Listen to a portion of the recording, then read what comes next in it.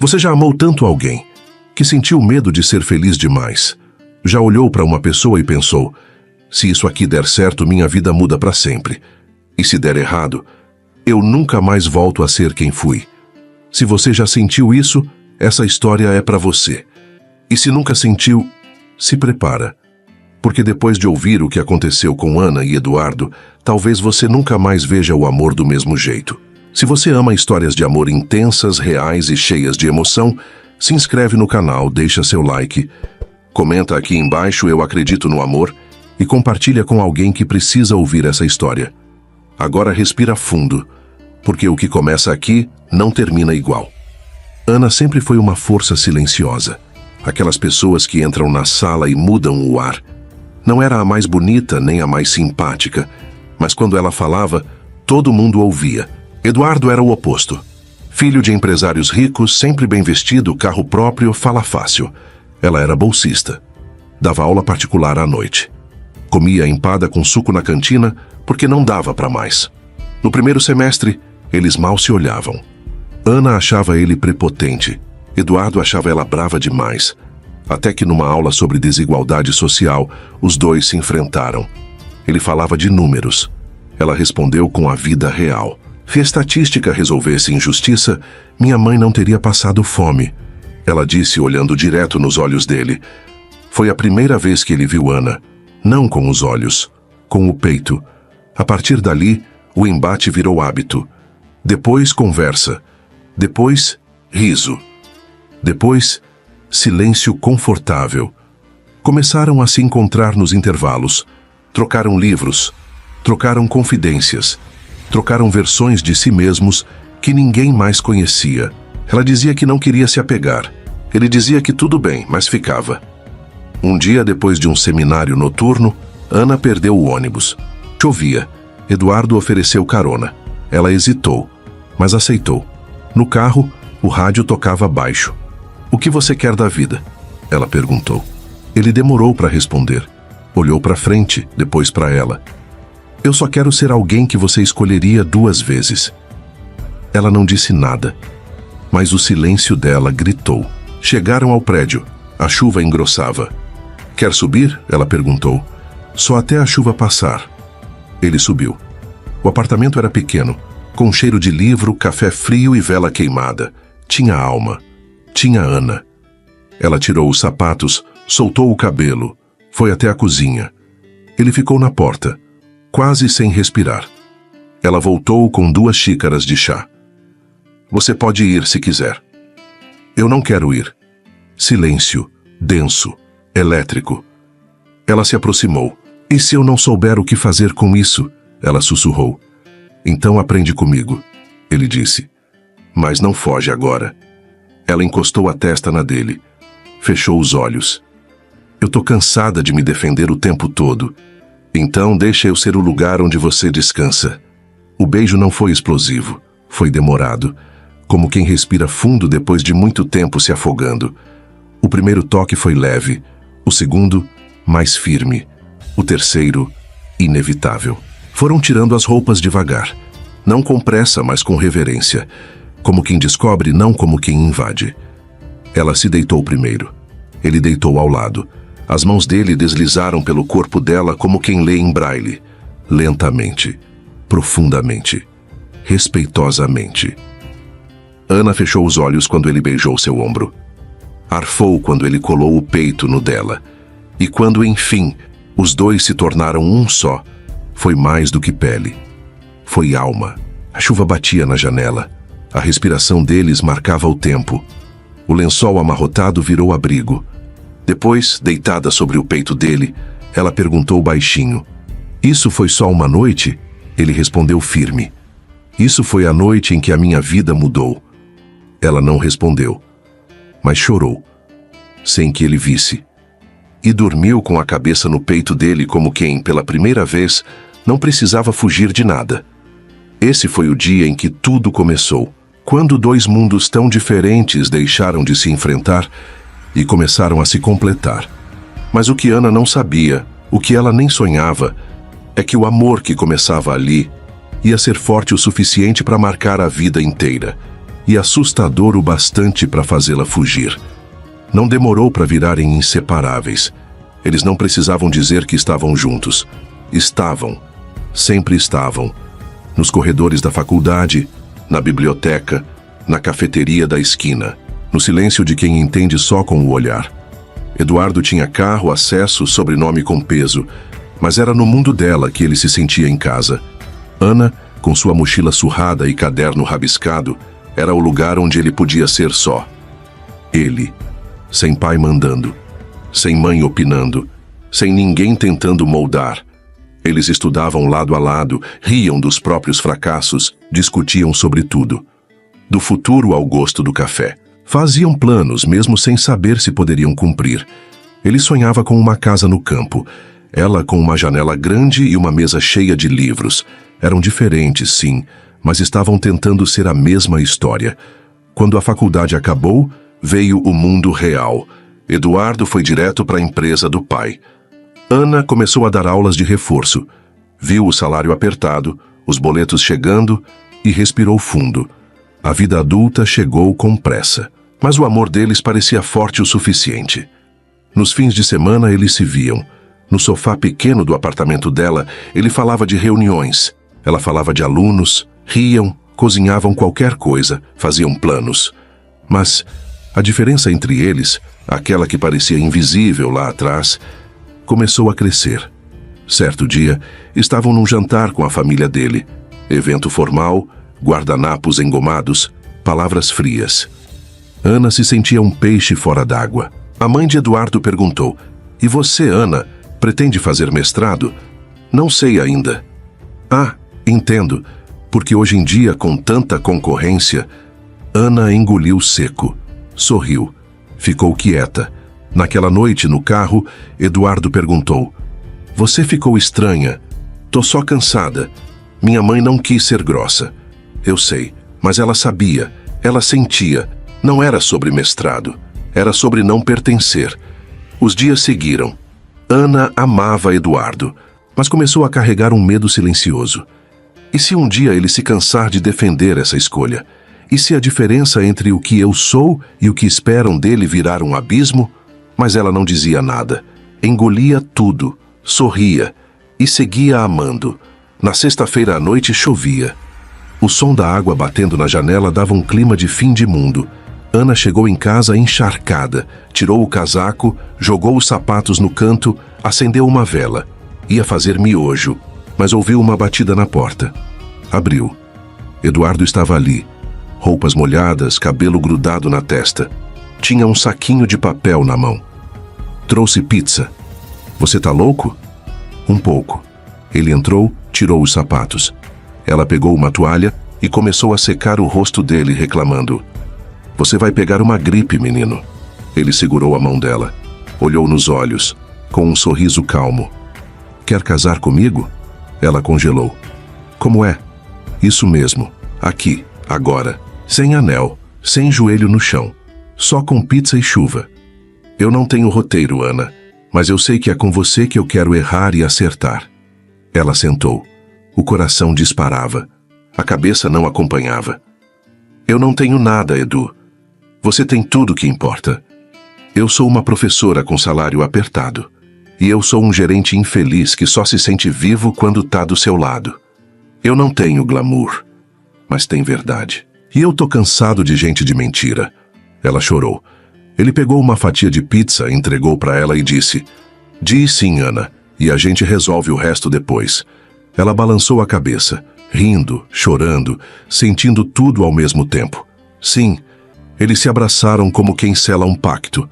E naquela noite, entre pedaços de pizza e beijos molhados, eles planejaram o casamento dos sonhos, mesmo sem saber que lá na frente, esse mesmo amor ia ser testado de um jeito que eles nunca imaginaram. O amor estava ali, o casamento marcado, convites impressos, vestido escolhido, o apartamento novo pronto para receber uma nova vida. Ana sorria, acordava cedo, respondia e-mails, corrigia redações, escolhia flores para o altar, confirmava buffet. Dizia tá tudo bem, agradecia os elogios, postava fotos sorrindo, mas o corpo dela não dizia a mesma coisa.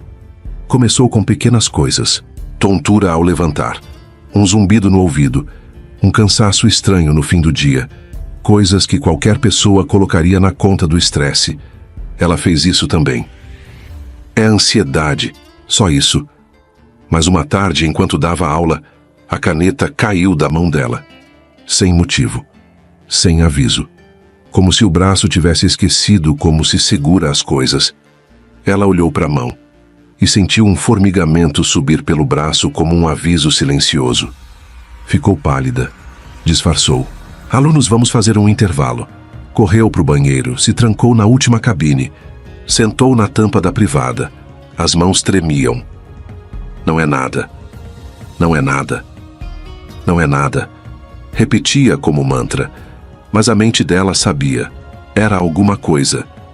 Naquela noite, Eduardo chegou na casa dela com um vinho barato e um sorriso enorme. A gente conseguiu a data. Aquele lugar lindo com luzinhas penduradas nas árvores. Vai ser mágico. Ana sorriu. Disse que bom. Beijou ele. Mas por dentro, tudo estava começando a escurecer. Nos dias seguintes vieram os esquecimentos.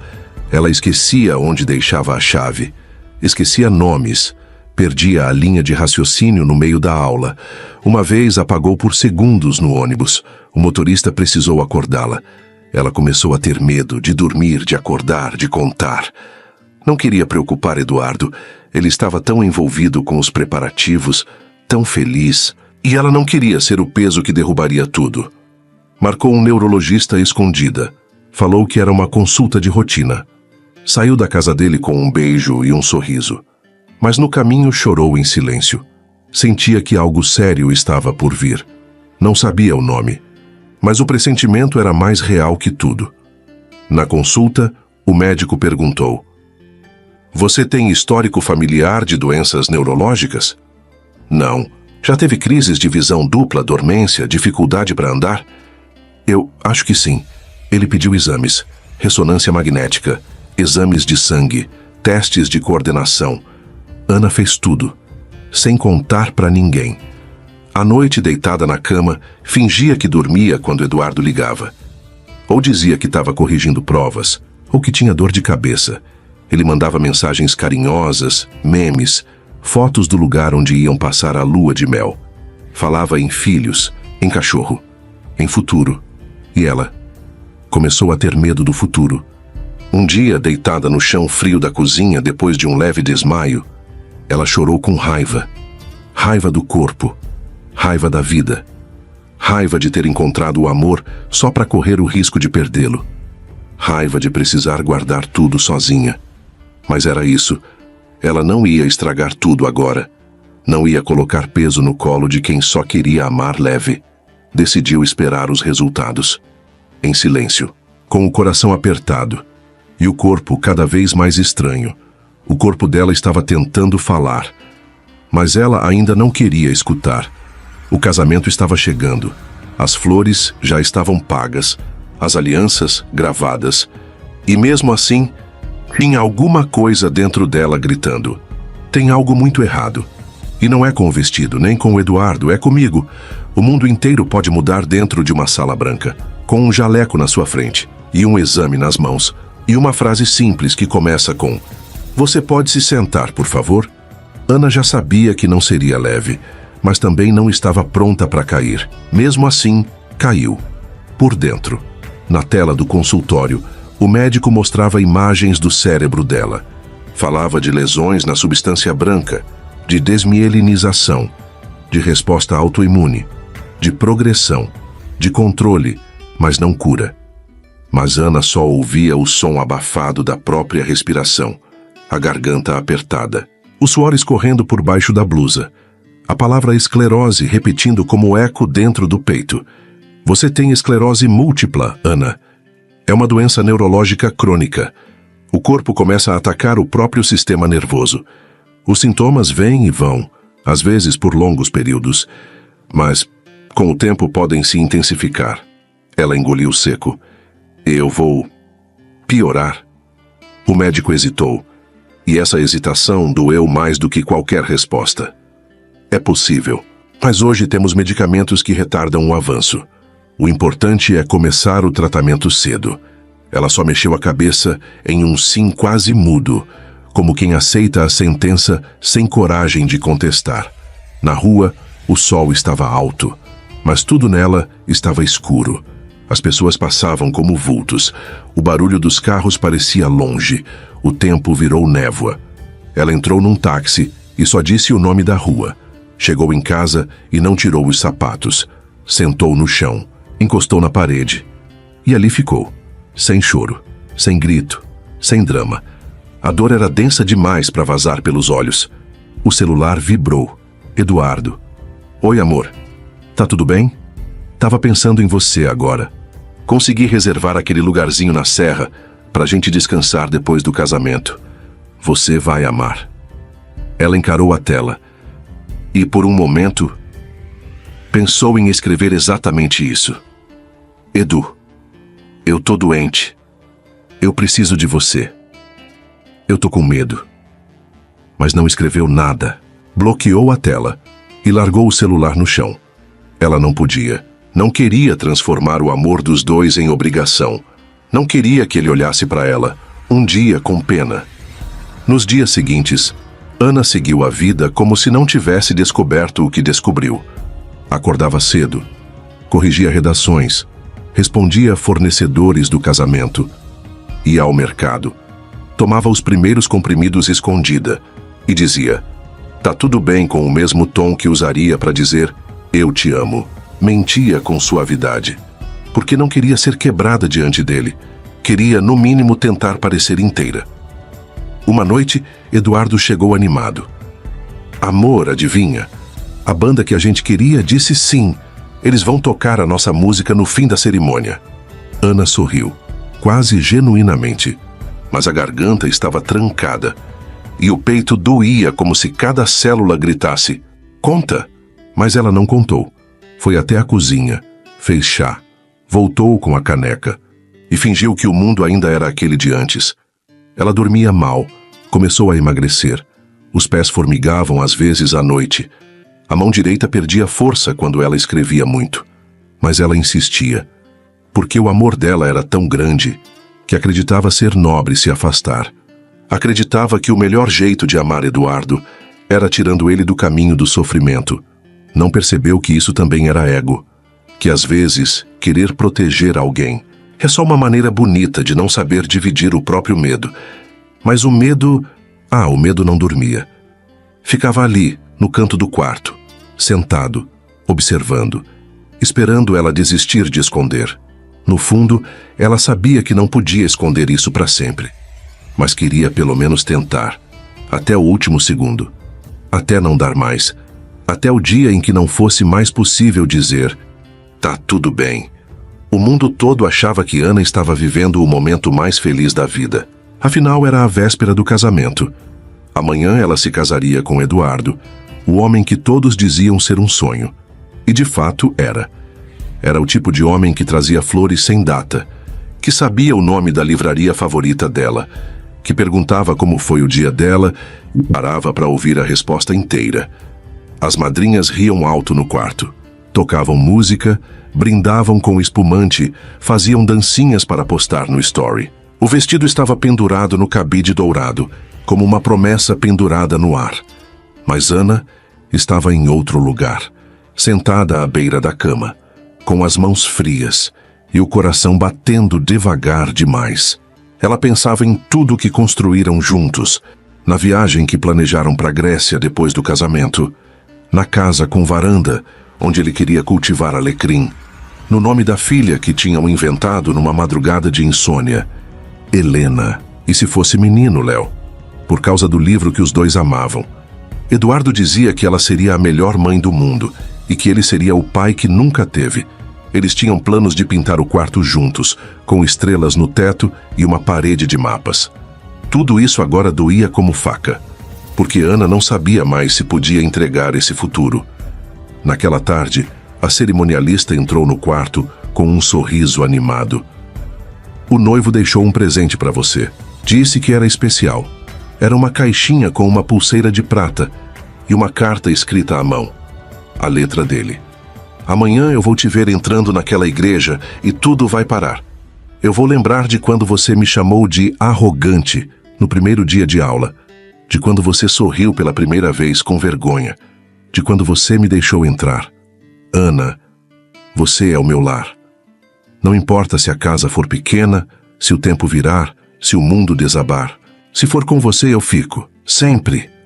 Ela leu a carta inteira com a respiração presa. Sentiu as palavras dele como martelo na alma e não conseguiu conter o choro.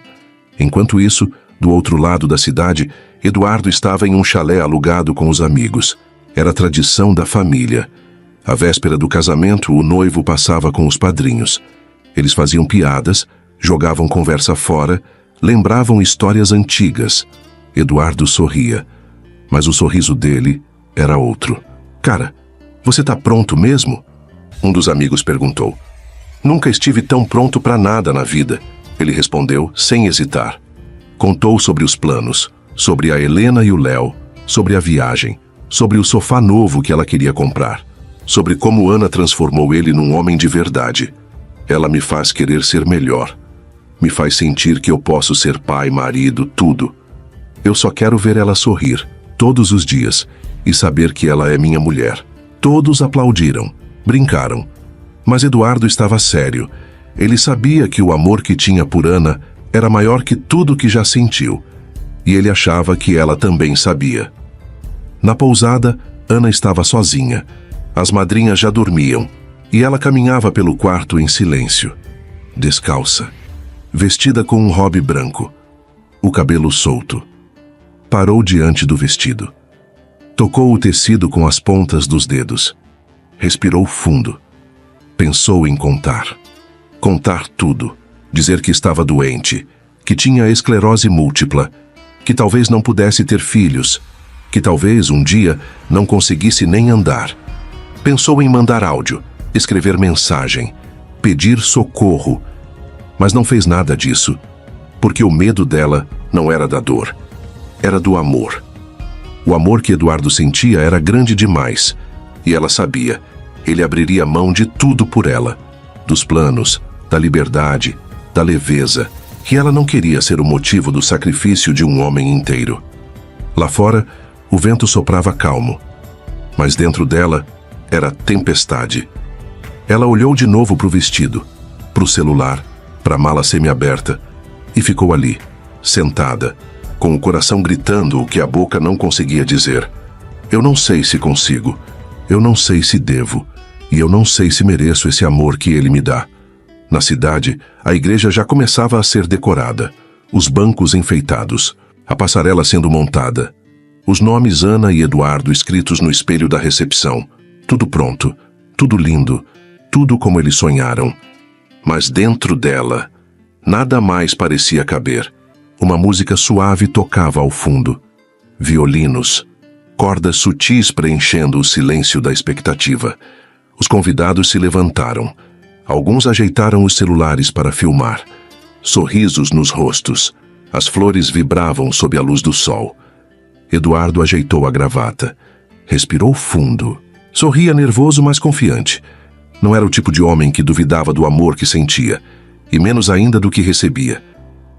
É ela, a minha Ana, a minha vida. Mas Ana não chegava. A poucos quarteirões dali, dentro da limusine branca, Ana tremia. O vestido impecável, os brincos delicados, o buquê no colo, mas as mãos frias e o coração descompassado. O motorista olhou pelo retrovisor. Tá tudo certo, dona Ana? Ela não respondeu. O celular vibrou. Era a cerimonialista. Tá tudo lindo aqui, a banda já está posicionada. Seu pai tá na porta, te esperando com os olhos cheios d'água. Ana fechou os olhos, tentava respirar. Ana, tá ouvindo? Tô sim, respondeu com a voz abafada. Na igreja, Eduardo olhava para o fundo do corredor. A música continuava. A tensão era doce. O sorriso no rosto dele era puro. Ele pensava na casa que queriam comprar, no nome da filha que tinham escolhido, nas fotos que tirariam na lua de mel na Grécia, em tudo que construíram juntos. Ela vai entrar agora. e minha vida vai começar. Na limusine, Ana sentiu o celular vibrar de novo. Era uma foto. Eduardo, já no altar. A legenda da cerimonialista. Olha esse noivo, te esperando. Vem logo viver esse amor. Foi ali que algo quebrou. Ana começou a chorar, baixinho, desesperadamente. O motorista percebeu. Senhora, tudo bem? Para o carro. Desculpe? Por favor, para o carro. Agora. A limusine encostou. Ela tirou os saltos, abriu a porta, desceu. O vestido branco tocou o asfalto. O buquê ficou no banco. Ana pegou o celular, digitou. As mãos tremiam. Me perdoa. Eu não posso. Mandou. Bloqueou o número, desligou o telefone e começou a andar, sozinha, com o coração despedaçado. Na igreja, a música ainda tocava. Eduardo ajeitava a gravata, sorria. Mas então, o celular vibrou. Uma notificação. Mensagem de Ana. Ele leu. Congelou. Me perdoa. Eu não posso. Simples assim, sem explicação, sem despedida, sem volta. O rosto dele perdeu a cor, o corpo, o equilíbrio, mas ele ficou de pé. A cerimonialista se aproximou. Eduardo balançou a cabeça, em silêncio. Fez um gesto. A música parou. Sussurros, constrangimento, confusão. As pessoas começaram a sair. A mãe dele tentou contê-lo. A mãe dela, desesperada, saiu correndo. O padre fechou o livro. O fotógrafo abaixou a câmera. A florista chorava. Eduardo saiu pelos fundos, sozinho, com o celular ainda na mão. Naquela noite, ele destruiu o espelho do banheiro, chutou cadeiras, quebrou copos, gritou até a garganta doer. Covarde, repetia, trêmulo. Eu te amei por inteiro, e você me deu migalha. O amor virou ódio. O sonho, mágoa. O futuro, raiva. Nos dias seguintes ele procurou. Ligou, esperou. Nada. Com o tempo descobriu que ela tinha partido. Sumido de tudo. Desaparecido do mundo. Por escolha, por vontade, por decisão fria. A dor virou raiva. A raiva virou amargura. A amargura virou silêncio. Ele pediu demissão.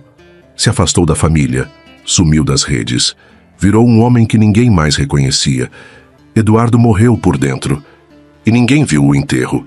E Ana, depois que desceu do carro com o vestido molhado arrastando na calçada e o coração batendo fora do compasso, Ana parou. Pegou o celular e ligou para o pai. Ele atendeu na primeira chamada. Ana. A voz dele estava embargada. Filha... Por quê? Ela fechou os olhos. Sentiu o gosto amargo da culpa na boca. E respondeu com a voz trêmula. Me perdoa, pai. Eu não consegui.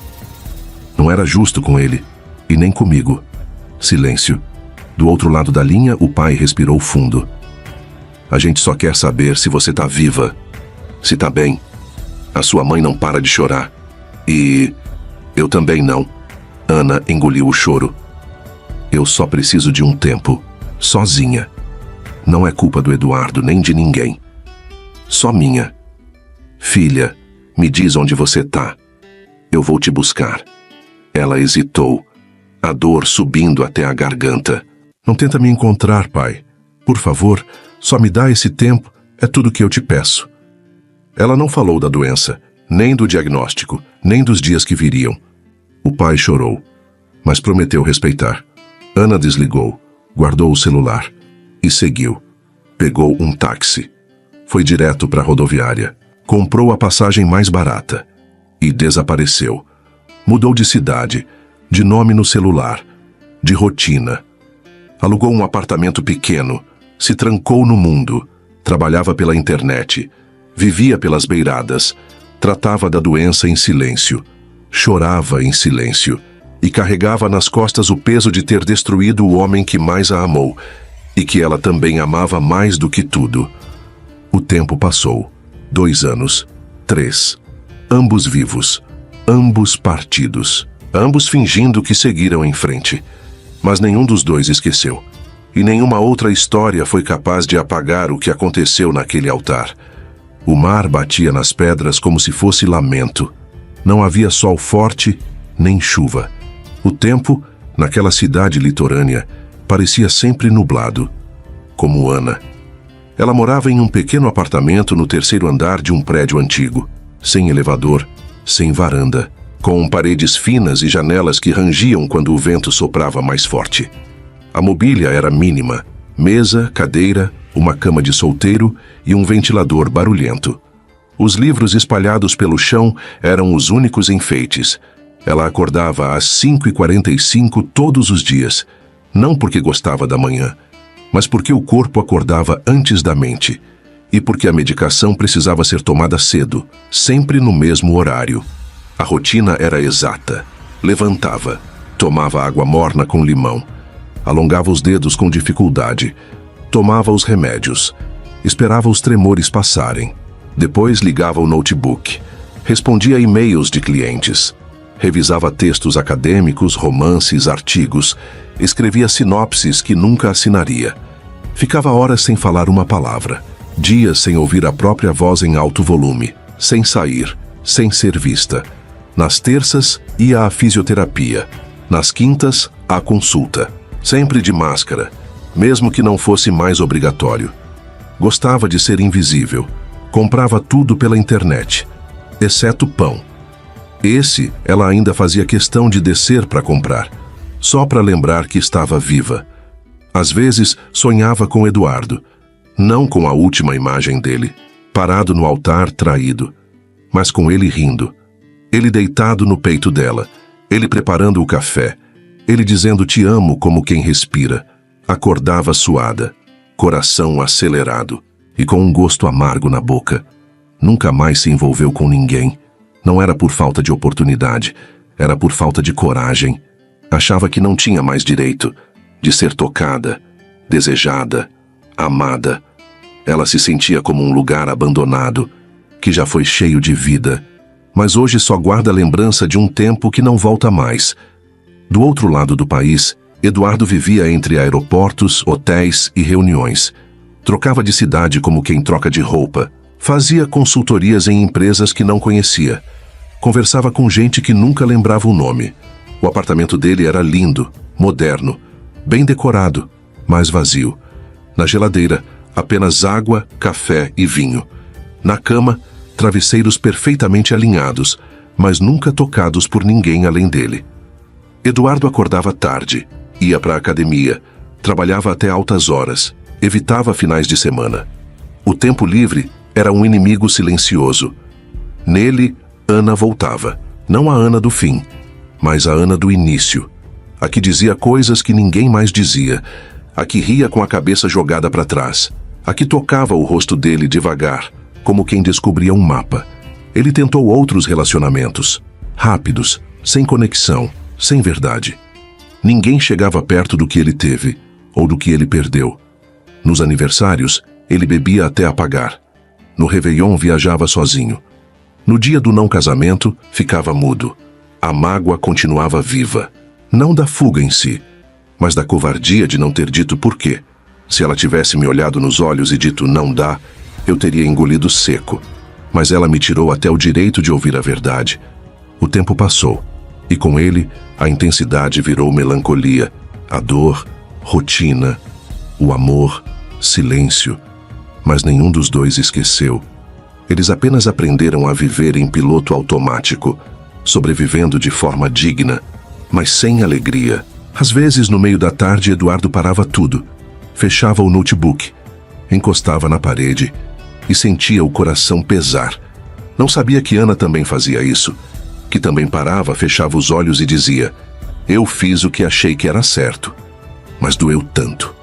2 mundos, 2 corpos, 2 silêncios que nunca mais se encontraram, pelo menos até agora. O céu da cidade estava carregado, nuvens pesadas, prontas para desabar. Como Ana, ela só queria ir até a farmácia, comprar um remédio, voltar para casa, tomar mais um comprimido, esquecer que existia. Usava uma blusa larga, cabelo preso, fones nos ouvidos sem som. Nada chamava a atenção. Ana havia se tornado especialista em ser invisível. Mas naquela esquina, o invisível ia ser visto. Eduardo caminhava na direção contrária. Tinha saído da palestra com a alma cansada. Mais uma sala cheia de executivos vazios. Ele preferiu andar. Chovia.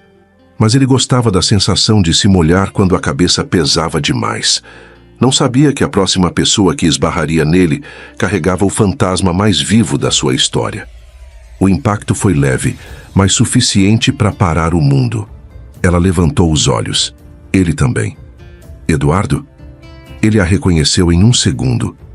E no mesmo instante, tudo voltou.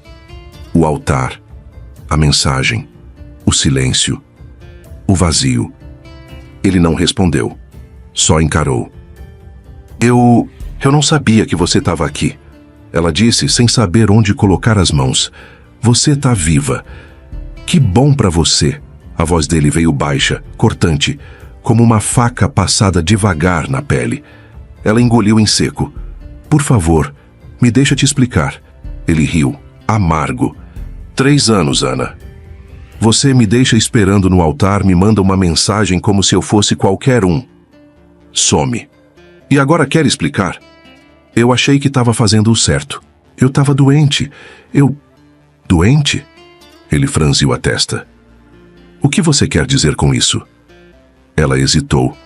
A respiração falhou, mas pela primeira vez em 3 anos, ela falou a verdade com todas as palavras. Eu fui diagnosticada com esclerose múltipla. 1 mês antes do nosso casamento. Ele congelou. O quê? Começou com tontura, dormência, depois os apagões. Fiz os exames escondida. O médico disse que era progressivo, sem cura, que eu podia perder os movimentos, que minha vida ia mudar. O silêncio entre eles foi mais alto que a chuva. Ela continuou. E aí você falava de filhos, de viajar, de plantar alecrim na varanda. E eu só pensava, ele merece tudo isso. E eu não vou poder dar. Então você decidiu fugir? Me destruir antes que a vida fizesse isso? Eu achei que estava te poupando, Eduardo. Ele explodiu. Você não me poupou. Você me arrancou. Você me partiu. Você não me deu o direito de escolher. Ela chorava. Eu achei que era amor. Não era. Era covardia. E agora você aparece, acha que pode jogar essa bomba e tudo bem? Não. Mas eu precisava que você soubesse. Eu nunca deixei de te amar, nem por um segundo. Ele riu, baixo, com raiva. Amor que abandona no altar não é amor. É egoísmo vestido de sacrifício. Ela tentou se aproximar. Sobe comigo, por favor. Só para eu te olhar nos olhos e dizer tudo o que engoli por 3 anos. Ele hesitou. A chuva engrossava. O peito doía, mas ele subiu. O apartamento dela era pequeno, silencioso, úmido. Como ela. Ele ficou de pé. Não aceitou o café. Não tirou o casaco. É aqui que você vive? É aqui que eu sobrevivo. Ela se sentou devagar, a perna esquerda mais lenta. Tem dias que eu não sinto metade do corpo. Tem dias que eu acordo e não sei se vou conseguir trabalhar. Mas todo dia eu lembro de você. Ele fechou os olhos por um instante. Depois os abriu, firme. E você acha que isso me consola? Ela balançou a cabeça. Eu só queria que você soubesse a verdade. Sabia o que teria sido verdade? Você me olhar nos olhos naquele dia e dizer, eu tô com medo, mas eu quero tentar. Ela mordeu o lábio, quase se ajoelhou. Me perdoa. Ele andou até a porta. Abriu. Virou o rosto por um segundo. Obrigado por me contar. Mas nada disso apaga o que você fez. Eu te amei. Tarde demais, Ana. E saiu. A chuva invadiu a sala. O chão molhou. O mundo silenciou. E Ana ficou com o corpo inteiro tremendo. Dessa vez não pela doença, mas pela dor que nunca teve remédio. Ana não esperava que Eduardo voltasse. Depois da última conversa, a forma como ele saiu, os olhos duros, as palavras cortantes, ela entendeu que o que havia entre eles estava, finalmente, quebrado. Não era mágoa leve, nem decepção passageira. Era ferida funda. Era algo que nem o tempo, até ali, tinha conseguido curar. E por isso ela não escreveu esperando perdão, muito menos reconciliação. Ela escrevia porque era a única forma de sobreviver. Nas madrugadas em que o corpo doía, quando a perna não respondia, ou quando a mente parecia afundar, ela se arrastava até a sala. Encostava na parede fria e abria o notebook. Ali, no silêncio, onde ninguém podia ver, ela escrevia. Não ensaios, não pedidos de desculpa. Poesias, textos breves, profundos, cheios de fragmentos de um amor que ainda existia, mesmo que ela fingisse que não.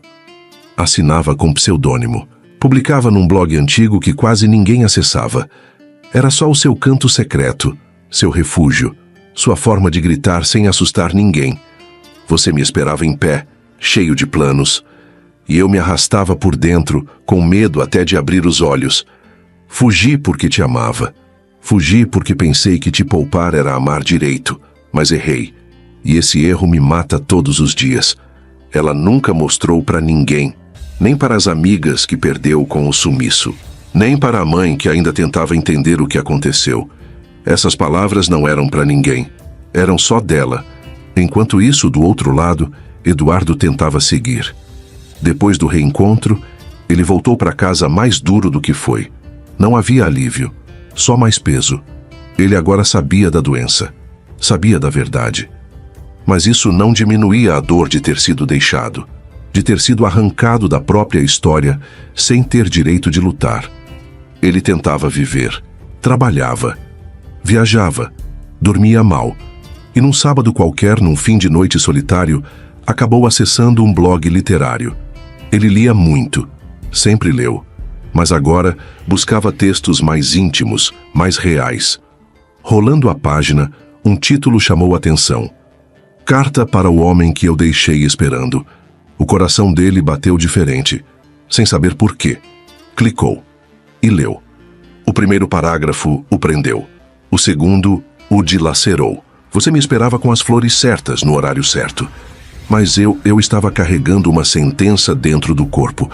Uma doença que eu nem sabia nomear direito, mas já sabia que mudaria tudo. Ele gelou. Seguiu lendo. Você dizia que queria filhos, que queria plantar alecrim na varanda. E eu fingia que sorria, mas por dentro só gritava. Como eu vou dar isso a ele se eu posso nem conseguir ficar em pé? Eduardo parou. O nome dela não estava ali, mas era ela, sem dúvida. Era o jeito de escrever, as metáforas, as pausas, a alma que ele reconheceria até de olhos fechados. Ele buscou por mais textos. Havia dezenas, todos publicados com datas que iam desde poucos meses após o casamento até 2 semanas atrás. Eram como diários silenciosos, cartas não enviadas, confissões de uma mulher que se retirou do mundo, mas nunca do amor. A noite virou madrugada. Eduardo leu tudo, cada vírgula, cada silêncio.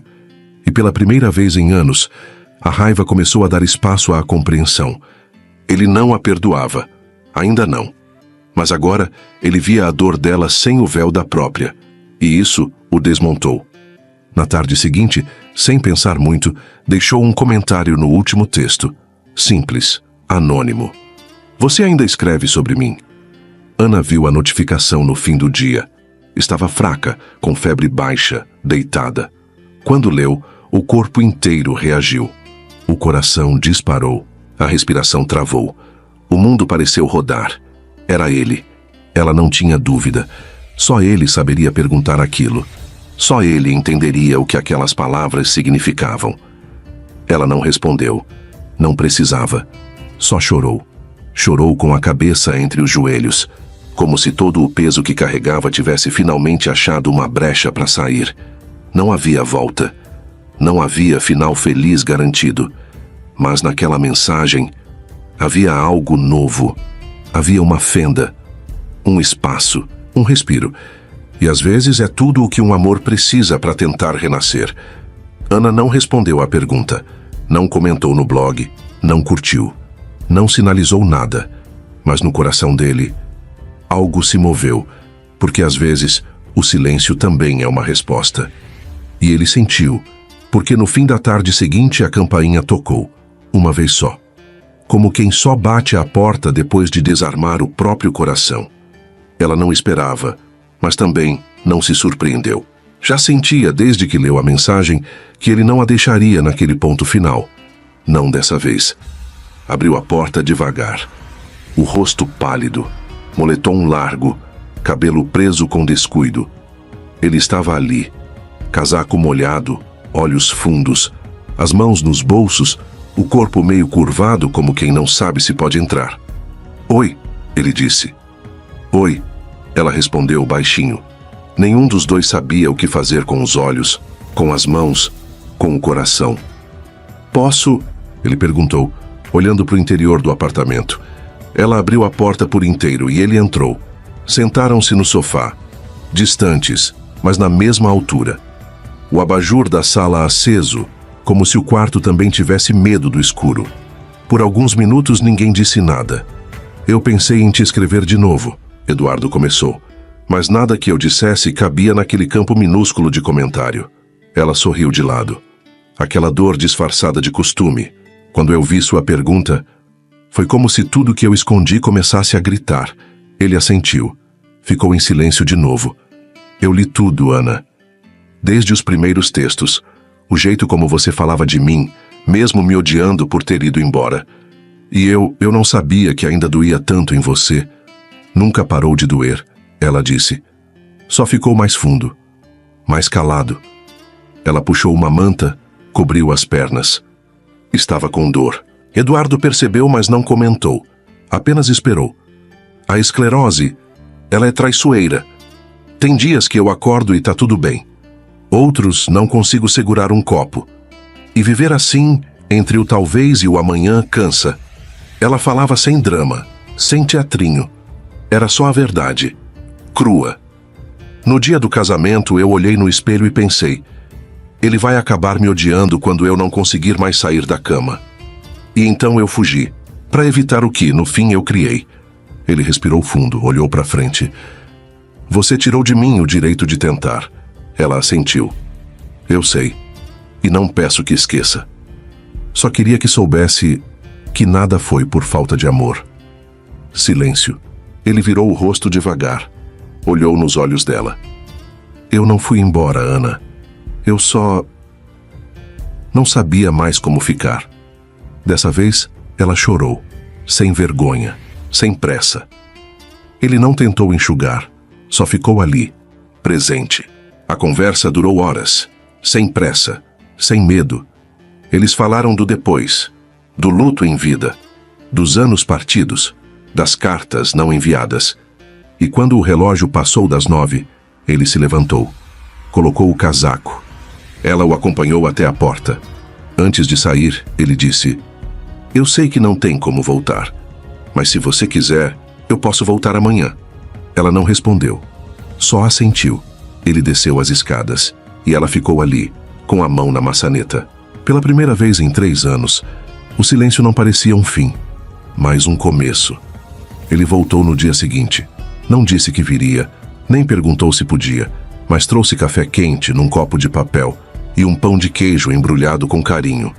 Ela abriu a porta e sorriu com o olhar sem mexer os lábios. "Eu não sabia se você gostava com açúcar", ele disse, estendendo o copo. "Com pouco", ela respondeu, pegando. Ele entrou. E foi assim. Nos dias seguintes, Eduardo passou a aparecer, sem avisar, mas sempre trazendo algo que parecia dizer: "Eu lembrei de você hoje." Uma torta de maçã, um livro usado com bilhete dentro, um carregador novo porque o dela vivia falhando, uma plantinha, pequenos gestos, mas que tinham o peso de um pedido mudo. "Me deixa ficar um pouco mais." Eles conversavam no sofá, não sobre o passado, ainda era cedo, mas sobre bobagens, filmes antigos, fofocas de faculdade. Como o mundo tinha mudado. Como eles também. Riam às vezes. E ela percebia como o riso doía menos agora. Como o som da própria voz ecoava de outro jeito quando ele estava ali. Certa tarde, ele chegou mais cedo. Trouxe sopa e um cobertor mais felpudo que ela tinha comentado que sentia falta. Ela estava pálida, lenta, com os olhos fundos. Crise? Ele perguntou, abaixando o tom de voz. Fadiga. Dormência nas mãos. E um cansaço que parece que vai me engolir inteira. Ele não se assustou, não se encolheu, não mudou de assunto. Apenas disse: Vem, deita aqui no sofá. Eu fico com você. Ela obedeceu. Devagar, como quem testa se ainda pode confiar. Ele sentou no chão, ao lado. Puxou a manta, segurou a mão dela, com calma, com firmeza. Tá melhor assim? Ele perguntou. Tá. Só de não estar sozinha. Já tá. O tempo passou devagar. O silêncio ficou ali entre eles. Mas dessa vez não era incômodo, era cuidado. Ela começou a fechar os olhos. A respiração ficou mais lenta, mais tranquila. Ele percebeu. Acariciou seu cabelo devagar. Depois se inclinou, deu-lhe um beijo na testa. Ficou ali com a testa encostada nela por um segundo longo. Ela ainda não dormia completamente, mas não quis se mexer. Era bom, era doce. Era como voltar a respirar depois de um longo afogamento. Ele ficou ali até ela adormecer, segurando sua mão com os dedos entrelaçados, como quem prometia sem dizer nada. Eu não vou deixar você fugir de mim novamente. Do lado de fora, a noite caía. A chuva batia na janela. A cidade seguia em frente. Mas ali dentro, um amor que parecia perdido começava, enfim, a se reconstruir. Capítulo 12. O dia em que voltamos a respirar. Sem avisos, sem promessas, só gestos.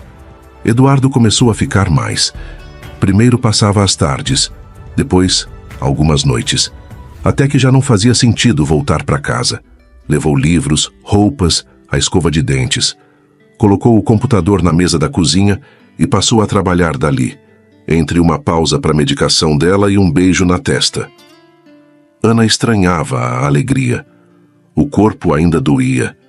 As crises vinham de vez em quando, mas agora havia alguém segurando sua mão quando tudo falhava, e isso fazia diferença. Ela já não escondia mais nada dele, e ele já não fugia do que via. Com o tempo, veio o convite, ou melhor, o pedido. Vem comigo para São Paulo. Lá você vai ter mais acesso aos médicos, aos tratamentos. Eu trabalho de casa, a gente pode ficar juntos. Com calma. Ela hesitou. Teve medo. Mas no fundo, sabia. Era a hora. Voltar não era sobre a cidade, era sobre ela mesma. E então voltou. Com ele. Sem culpa. A primeira vez que se amaram foi num sábado de chuva. A luz entrava pelas frestas da janela. O som das gotas no vidro parecia marcar o compasso do silêncio entre eles.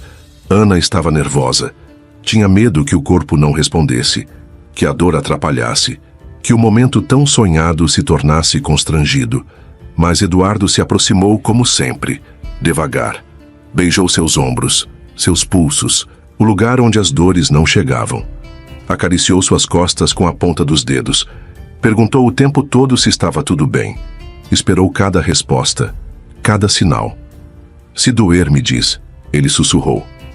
Eu confio, ela respondeu com os olhos marejados. Quando os dois enfim se encaixaram, não houve pressa, nem urgência. Houve desejo, sim, paixão. Mas acima de tudo, houve cuidado. Eduardo a olhava nos olhos, o tempo todo. Tocava com a ponta dos dedos, depois com a palma inteira. Como se quisesse memorizar cada parte que ainda sentia, que ainda era viva, que ainda podia ser amada. E ela foi, inteira, mesmo com as limitações, mesmo com os medos, mesmo com a dor que vez ou outra voltava. Ele beijou suas pernas, seu pescoço, a curva das costas. Encontrou novos caminhos, novos ritmos. Escutou seus suspiros como se fossem bússola. E ela se entregou. Com lágrimas, com tremores, mas principalmente com amor. Você ainda me deseja? Ela perguntou já com a voz baixa. Sempre. Ele respondeu colado ao seu rosto. Eu só não sabia se ainda podia tocar sem te machucar. Você não machuca, você cura. E foi assim. Um amor feito com os olhos, com os gestos, com as pausas, sem imposição, sem pressa. Não foi sobre potência, foi sobre presença. Não foi sobre performance, foi sobre permissão. E no fim, deitada em seu peito, ela disse: "Achei que nunca mais fosse viver isso." Ele sorriu. "A gente não voltou ao início, Ana. A gente começou de onde doeu." Na manhã seguinte, ele trouxe café com leite, morangos e pão na cama. Falou de planos, de viagens curtas, de plantar alecrim na janela. Finalmente. Ela ouvia e sorria, dessa vez sem medo. Depois, foram almoçar com a família dela.